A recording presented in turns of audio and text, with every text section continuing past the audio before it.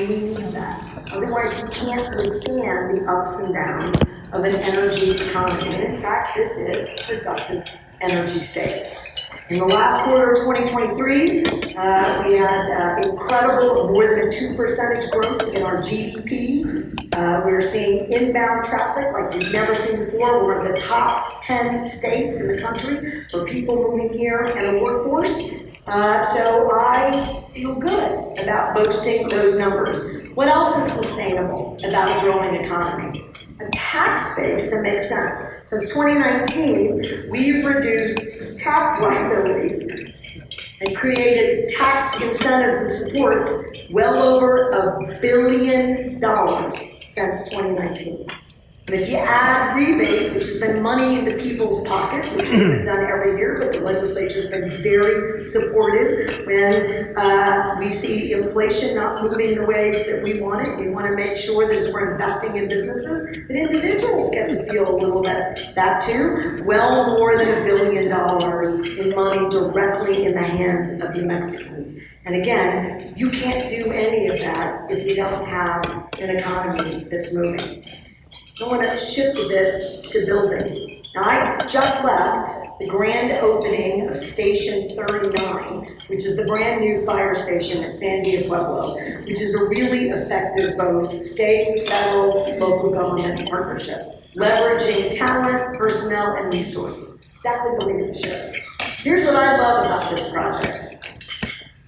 One, they asked for the planning money in 2019. Thanks to the New Mexico legislature, a little bit from this governor, they got a whopping, in today's market, $195,000. Not a lot. Did the planning. Last year, we appropriated to Sandia about $4.3 million. They got a little money from the feds as well. I did the, shovel in the ground groundbreaking last August. Today, at 3 o'clock, they're open for business. Staffed by the county, supported by both Sandoval and Bernalillo, also supported by Albuquerque Fire. They'll then hire their own staff so that we're leveraging more first responders. All great, gotta do more public safety. But in less than a year, fully funded, that project is built.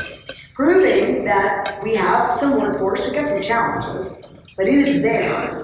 We are getting it done, and it is a model that we should be undertaking everywhere. We're going to open a brand new hospital, 95 additional beds. The county's opening up a new behavioral health triage center, building, boots on the ground, workers, access for New Mexicans. We're building schools in APS. We're building school additions in Rio Rancho. We're putting, thanks to the legislature, more than $500 million in additional roads. We are investing in the things that create the kind of development and vision for a state that we need. So what's a gap? That's all great news. We're going to need a lot more housing. I'm going to thank the legislature again. Right? We asked the legislature to lean in hard on housing. They did 5 times more funding in this last legislative session than they've ever done for housing. And is Joe Clark here? Well, that guy right there. Give him a round of applause.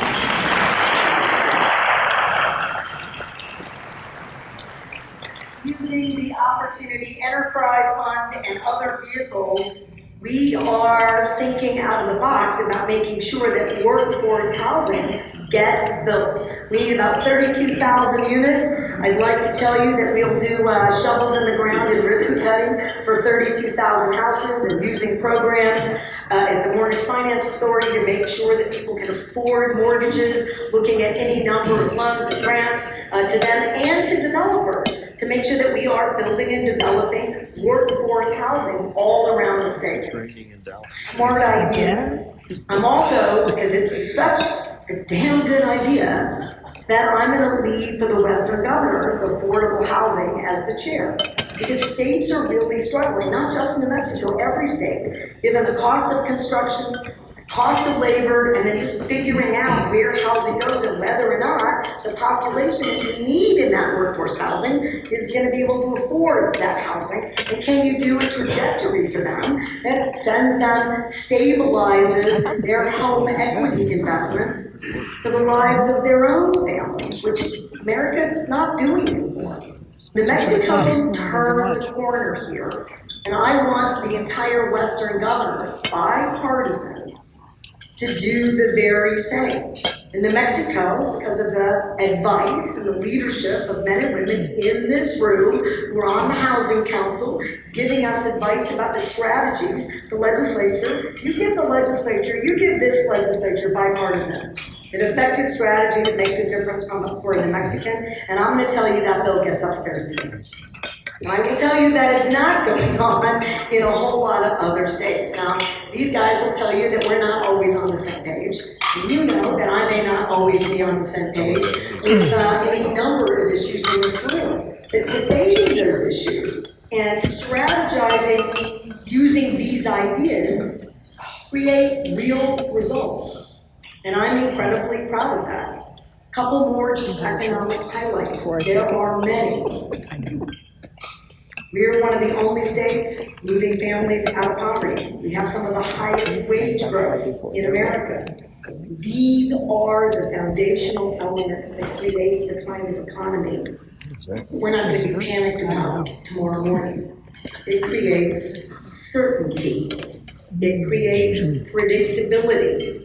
If you're a private sector investor, if you don't have either of those, you're not going to bring $1 billion to New Mexico. You can't. You have no idea what the climate is going to be tomorrow, and you have no idea whether or not any of these efforts are, in fact, sustainable. Well, I am feeling damn good about how sustainable it is, and given the numbers of both now advanced energy companies, thank you, Vice Chairwoman Dixon, and others, New Mexico is on a global map for investing. I'm going to go back to housing for a minute. I got a challenge for a bunch of local governments, and I've got my own bureaucratic challenges. We all do. We need to modernize our zoning and permitting processes.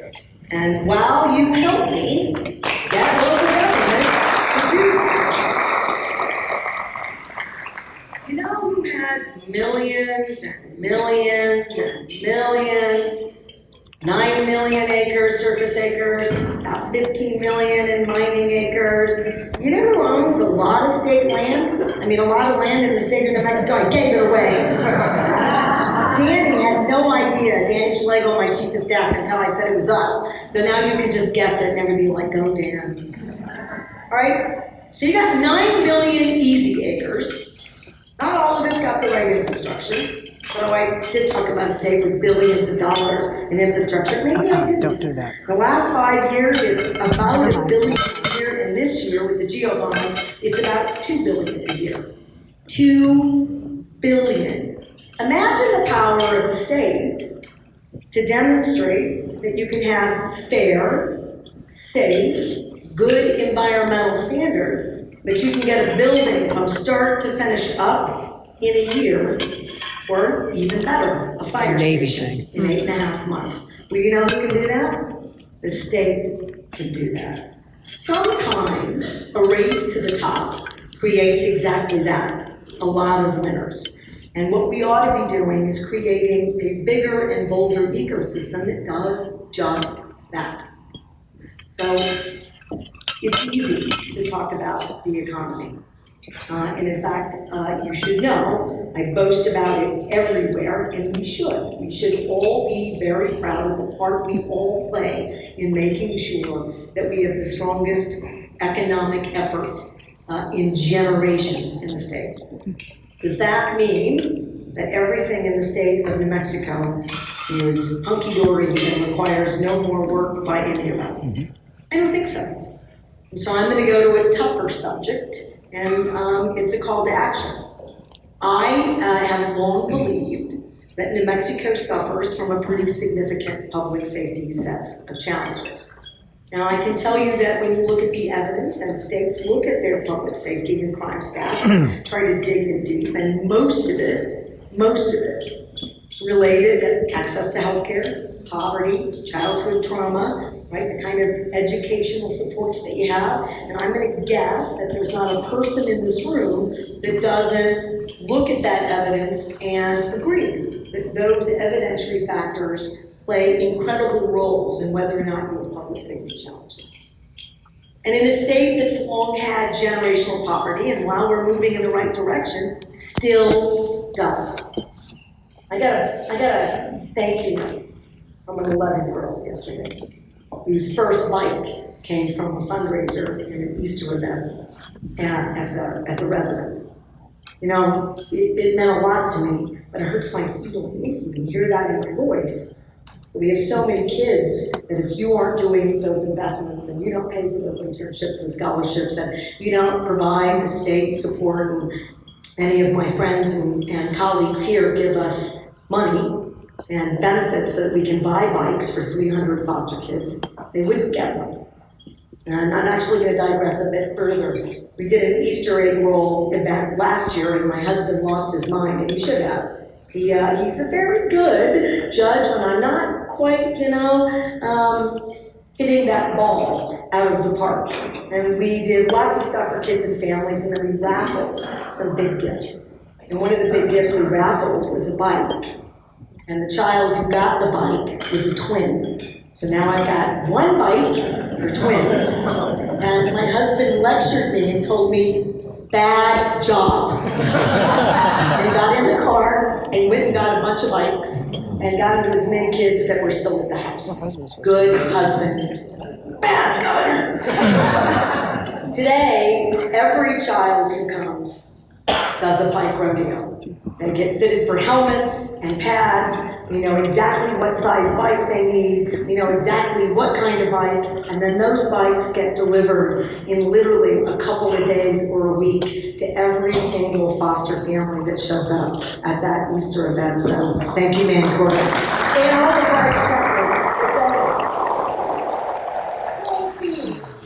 we have families that are really struggling. To say that we don't is just false. To say that we don't have public safety challenges is also false. I want to put this in perspective. A decade ago, we had about 1,600 people who were in jail in Berlin County. I'm sorry, I did it backwards. About 2,300. Today we have 1,600. So a decade later, that number is less. In a context where we eroded all of our behavioral health, we had a recession, we don't have housing, we didn't make investments in education for a decade. We have a lawsuit that says we discriminated against students and families. So it's the perfect storm for a whole bunch of stuff. And since last September, between the state police, and there's at least 30 additional state police officers now in Albuquerque at any given time. And when we can, we surge to 50 or more. We've made 9,000 arrests. Well, that number's not quite translating to people being held. And not everyone should be held by any stretch of the imagination. But if you just take that raw data without looking outside your business or window, any person on paper can see we have to do something about that. I don't have agreement by New Mexicans on things like pretrial detention, which I think would really help. However, it's a presumption. This legislature, and they're not getting enough credit, did a no bond hold, which gives us another tool in the toolbox to make sure that if you're out and you reoffend, oh, you're right back here and you're staying. We're going to keep building a system that creates safety in every one of our neighborhoods and communities. We're going to keep doing the work to recruit and retain first responders. $150 million so far. $150 million. That's raises, training, retention, recruitment, marketing, all of it. We did another $25 million this year for firefighters. We didn't invest in that workforce for more than a decade. And you can see those issues in real time in most neighborhoods and in most street corners all across New Mexico. But Albuquerque, for me, is particularly painful. And in that vein, I asked the legislature to support me in a rather large one-time funding for the executive, and they gave it to me. And in that one-time funding, I set aside $20 million to combat homelessness. And we're going to do more in housing. You heard me thank this entire group and thank Joe. We're going to do a bunch. I think we need to be really clear, which is why I'm calling for a special session, and I'm asking the legislature, who we're not all on the same page yet about which things make the biggest difference, and I'll tell you why. It is not an easy problem to solve. And so we want to do it right. There's not a single elected leader here or appointed person who doesn't want to do it right. There isn't one, I guarantee you.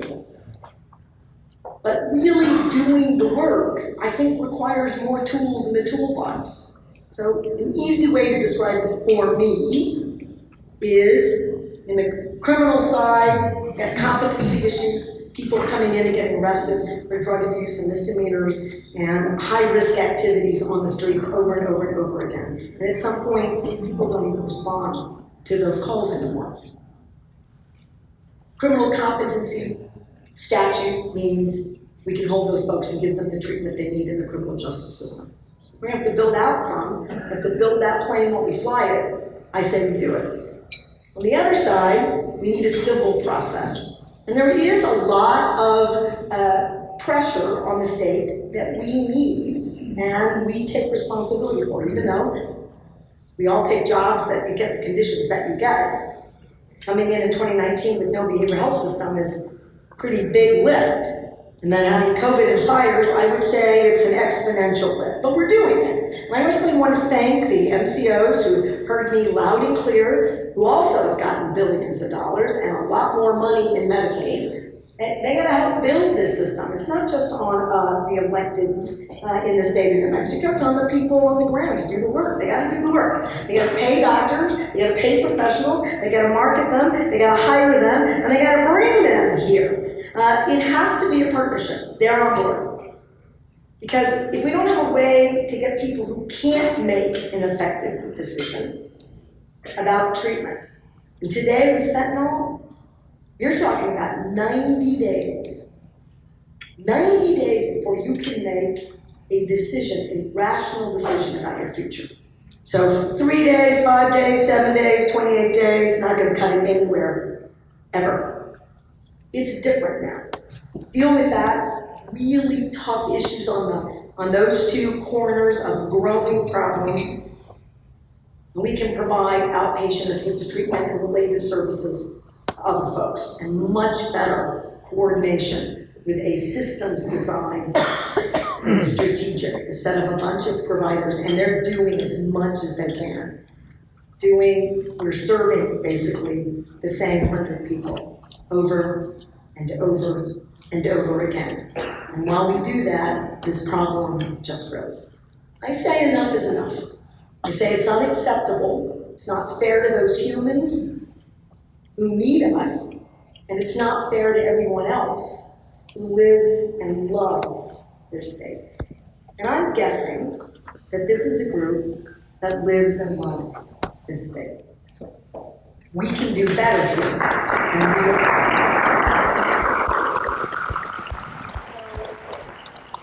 Pat a legislator on the back because I'm driving them literally to drink. And it's because it's hard, and it's not an easy set of solutions. If it was, we would do it already. Everyone would do it already. It's hard. But I say we do everything every day until it's resolved in a way that we say it out loud. I feel like it's resolved. I feel like the right work is being done in every single community in the state, and it is everywhere. It is not just Albuquerque. It is everywhere.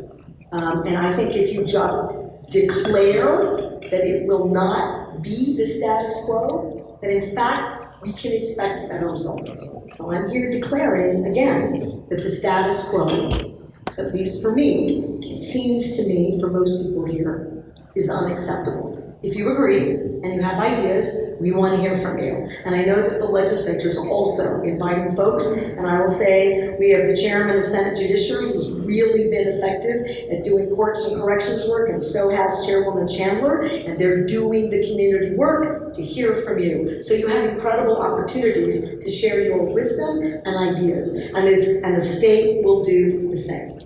So thank you, and thank you for making sure that that's happening next week, and it is right here. And they don't do those hearings. They don't have these committees and this interim work unless they care about solving the problem, and they do. So I appreciate that, and I want folks to hear me say that out loud. It's factual. I think actually yesterday we spent hours with Chairwoman Chandler, so thank you to the legislature who has other full-time jobs, but they're giving the state the time and the attention that we need to move the needle. All right, let's turn to education. Education is also right now for many of us, I think, particularly challenging. So let's talk about the benefits. So New Mexico now is the lead state. You're number one, bar none. And I think, in fact, DC-ites, federal government, private sector is once again going to highlight New Mexico as the best state in America for figuring out education on the front end. So that's child care, high quality child care, early childhood education, 3 and 4-year-olds, better kindergarten, and free. Part-time and full-time college is now the envy of every single state in America and is being highlighted by the federal government. I kid you not, on about a monthly basis, because it's an incredible achievement in the amount of time. And a lot of that funding from the feds, we took a real chance during COVID and started to build a system to make sure first responders had access to child care and early childhood education while they were saving our lives.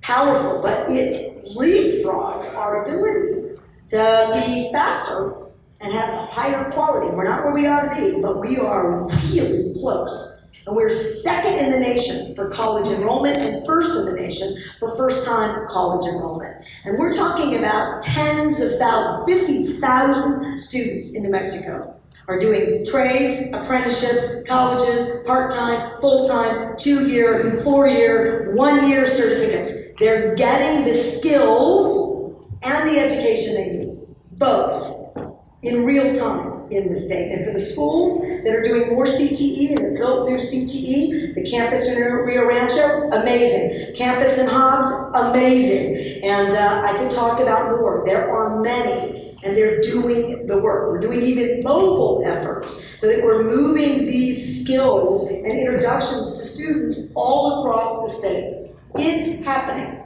K through 12. K through 12 is hard, so I'm going to do the same thing I did for homelessness.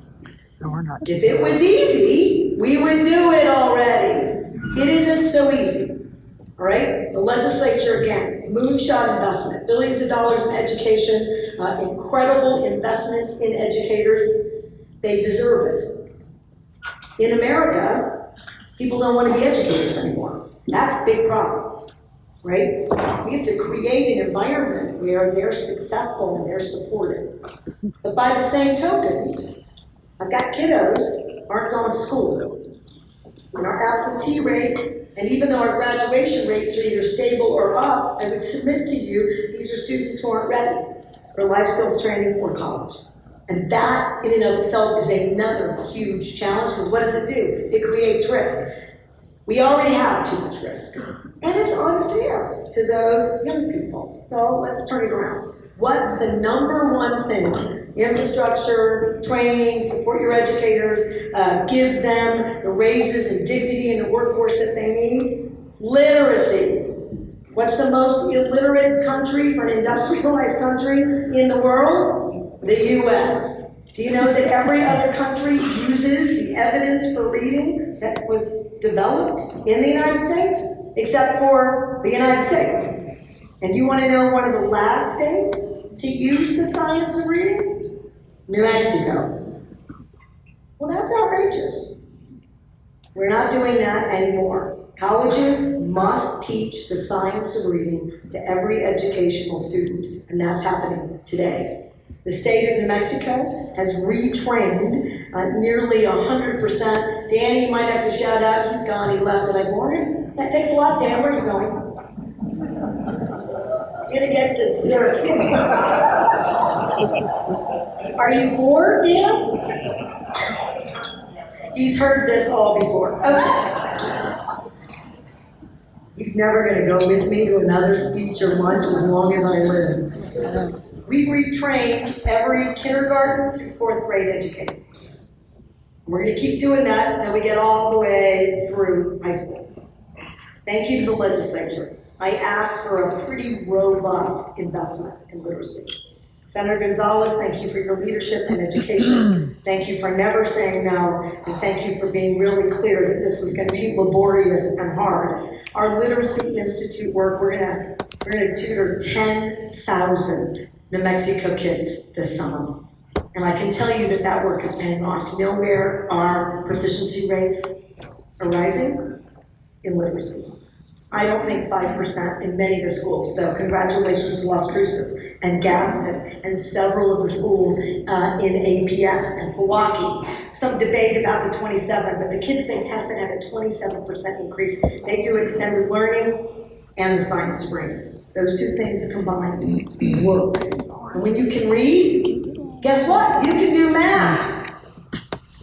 You know why kids drop out? A number of factors. You know what the number one is? They can't read. You know how hard it is to be a mid-schooler and not be able to read at grade level? It's impossible. Do you know how long we've been doing that in the state of New Mexico? Forever. That is changing, and I want to do a shout out, which I think will be unexpected, and then I'm closing. How many educators do we have in the room? Former and current. Raise your hand or stand up. If you can. All right, give them a round of applause.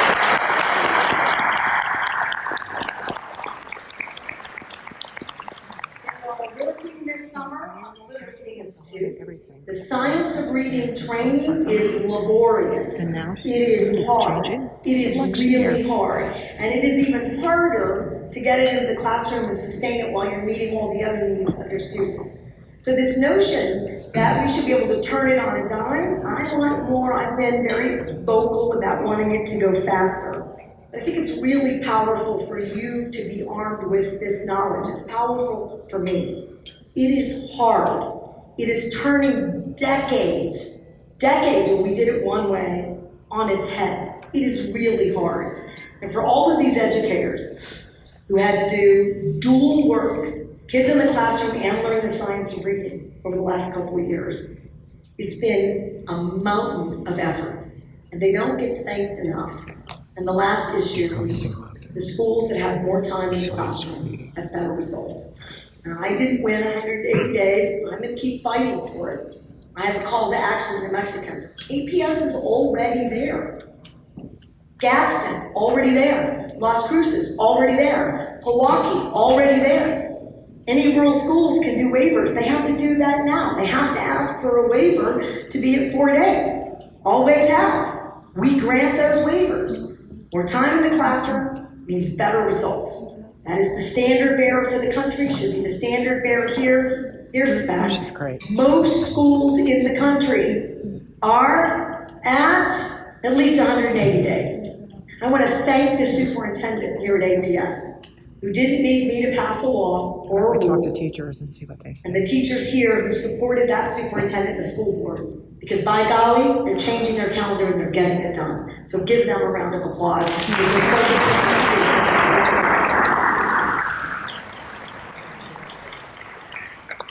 When we solve our risks, attenuate them in drastic measures, we see the results not on the front end and the back end, which are just as important, but we see them in the middle. There isn't anything we can't achieve or do. That's true now. I just want to arm younger families and people with that same truth and knowledge. And I also want to do a shout out to the National Guard, who has a youth challenge that's incredible, and it's in Roswell. But we're going to do 3 classes of students in that youth challenge at some of the toughest middle schools, John Adams, Truman, right here in Albuquerque this summer, trying to do something about the juvenile risks that we have and making sure that we get these kiddos on a really productive path before they're in that box where we're trying to attenuate risk and get them on a redeveloped path. Let's prevent it on the front end. So I hope what you took away from this too long speech is that I'm hopeful, forceful, that New Mexico's been effective, that the private sector relationships have led to record investments in infrastructure, record economic growth, and the opportunities for legislators to tackle some of the toughest jobs, toughest issues, not just here, but around the country. And we're leading. It doesn't mean that it's done by any stretch of the imagination. What I'd like to do is get it all over the finish line. Let's build faster. Let's continue to be one of the top states for economic growth. Let's turn the things that don't work in education on their head and not lose the things that do. Let's not throw the baby out with the bathwater. Let's remember that those educators it's a tough job.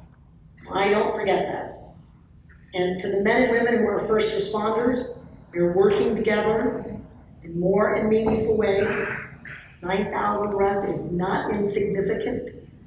And it's a message, including that we're now prosecuting on organized retail theft. We mean business, that bad actors will be held accountable, and the people who need our help will have a place to go. Thank you for entertaining me and this very long speech. Thanks for inviting me to Naiop.